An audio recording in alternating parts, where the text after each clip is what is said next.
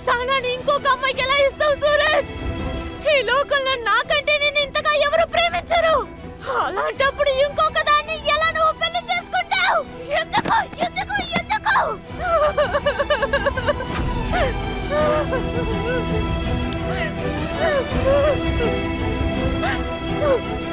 చెప్పు. నువ్వు నాకు మాత్రమే సొంతం, నాకు మాత్రమే. నేను నా నుంచి ఎవరు దూరం చేయలేరు, ఎవరు విడగొట్టలేరు.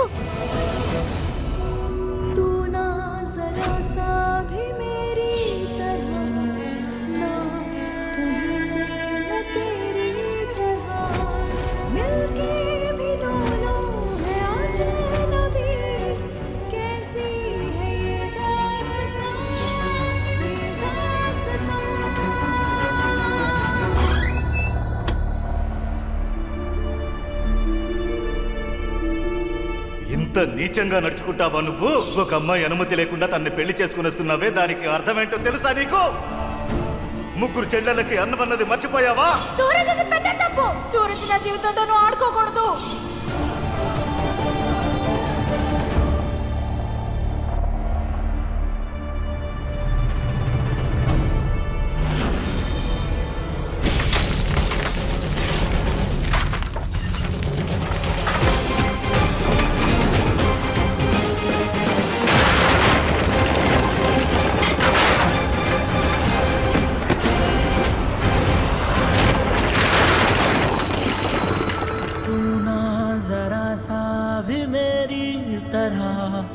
ना कहीं से मैं तेरी तरह, कैसी है ये दास्तां, ये दास्तां।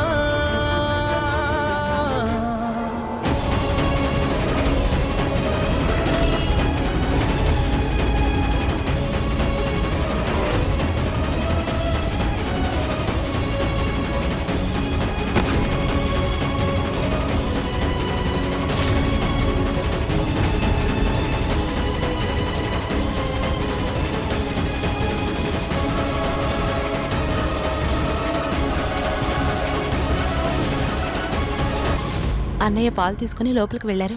ఏంటి, నిజంగానే పాలు తీసుకొని వెళ్ళారా?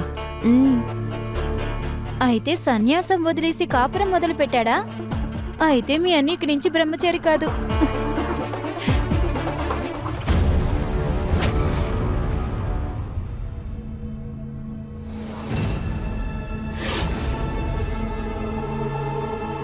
వెనకెందుకు వెళ్తున్నావు?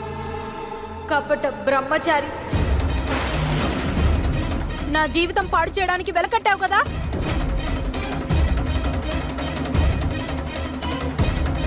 అయితే రా, నాశనం చేయడానికి. ఏం చేస్తున్నావు నువ్వు? వా, భలే నటుడివి. నాతో చెడ్డ ఆలోచనతో ప్రవర్తించగలవు, కానీ నా కళ్ళతో కళ్ళు కలపలేవా? ఏ ఆడపిల్ల నుదుటి మీద బలవంతంగా కుంకుమ పెట్టావో,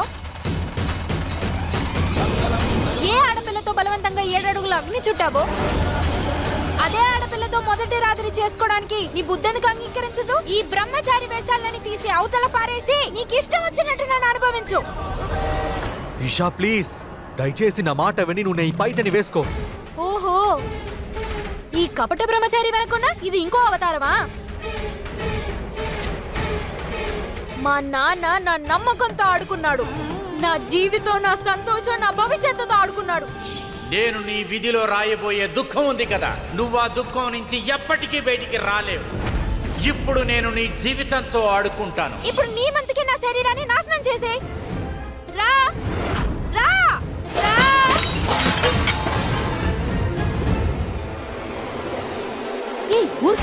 అది సూరజ్ అన్న, ఇది బ్రహ్మచారి అన్న మాటకి అర్థం లేదు. అవును, ఈషా చూసేదానికి చాలా అందంగా ఉంటుంది కదా. అప్సరసల ముందు పెద్ద పెద్ద మునులు పడిపోయినప్పుడు మనమంతా ఎంత? మన అన్నయ్య ఒక సాధారణమైన మనిషి, సరేనా? ఆ తర్వాత ఒకటి విను, నేనేం చెప్తున్నాను విను, చెప్పేది వినండి. ఒక ఆడపిల్ల మగాడి రూపంలో ఉన్న మృగానికి ఎంత బానిసో కదా, ఇది ఇప్పుడు నాకు బాగా అర్థం అవుతుంది. మీరు తప్పుగా అర్థం చేసుకున్నారు, ప్లీజ్ దూరంగా వెళ్ళండి. పాలు తీసుకొని నా దగ్గరకు వచ్చి నేను తప్పుగా అనుకున్నానని ఇప్పుడు అంటావా? మీరు దూరంగా వెళ్ళండి ప్లీజ్. లేకపోతే ఏం చేస్తావు? రౌడీజం చేస్తావా? చేయి రౌడీజం. तू ना जरा सा भी मेरी तरह ना कहीं से मैं तेरी तरह मिलके भी दोनों है నేను గూండానే. రౌడీజం, గుండాయిజం, కత్తులతో నరకడం అన్నిటినీ చేసేవాడిని నేను. కానీ ఒక అమ్మాయి మనసు పరువేంటో నాకు బాగా తెలుసు. అర్థమైందా? దయచేసి నువ్వు ఈ నాటకాన్ని ఆపుతావా?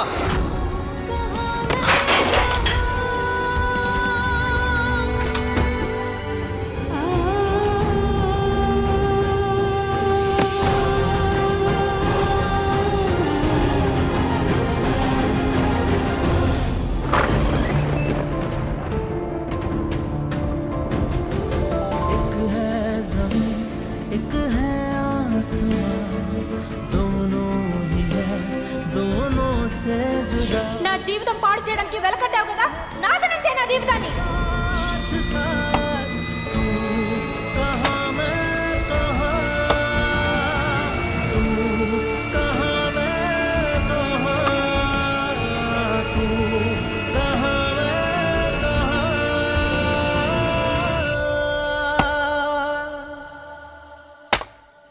మా నాన్న నా నమ్మకంతో ఆడుకున్నాడు. నీవందుకే నా శరీరాన్ని నాశనం చేసేయ్. నీకు ఎక్కువ డబ్బు కావాల్సి వస్తుంది కదా, దానికి బదులుగా నా కూతురు ఈశాని నువ్వు పెళ్లి చేసుకోవాలి. సూరజ్ అది పెద్ద తప్పు. సూరజ్ నా జీవితంతో నువ్వు ఆడుకోకూడదు.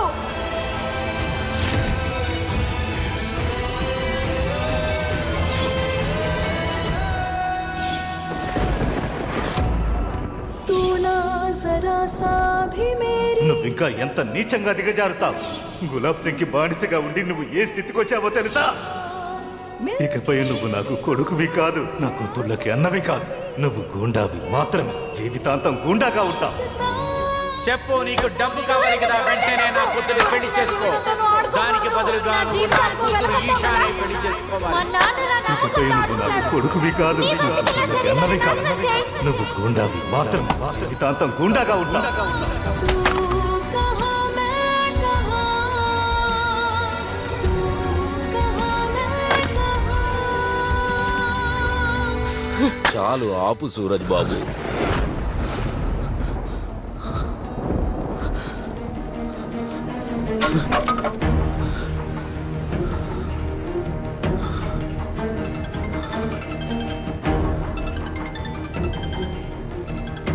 పూరనన్నయ్య,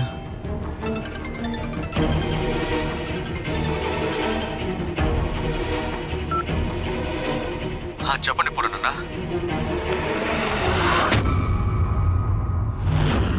ఏరా, ఇంత పెద్దవాడివైపోయావా? మీ పెద్దమ్మ దగ్గర నుంచే విషయాలు దాస్తున్నావు.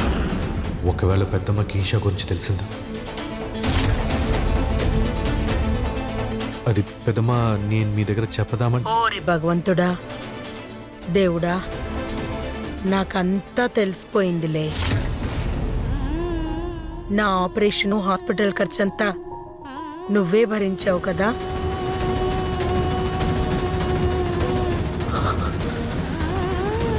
ఇంత డబ్బుని ఎలా ఏర్పాటు చేసావు?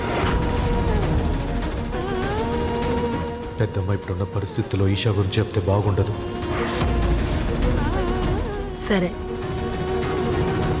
చెప్పాలని లేకపోతే చెప్పద్దులే. కనీసం మీ పెద్దమ్మని చూడటానికి రావచ్చుగా. నిన్ను కౌగిలించుకొని నీ నుదుటిని ముద్దు పెట్టుకోవాలనిపిస్తుంది. వస్తావు కదా? వస్తాను పెద్దమ్మ, ఖచ్చితంగా నేను హాస్పిటల్లో చూస్తాను. రా నా బంగారు కొండ.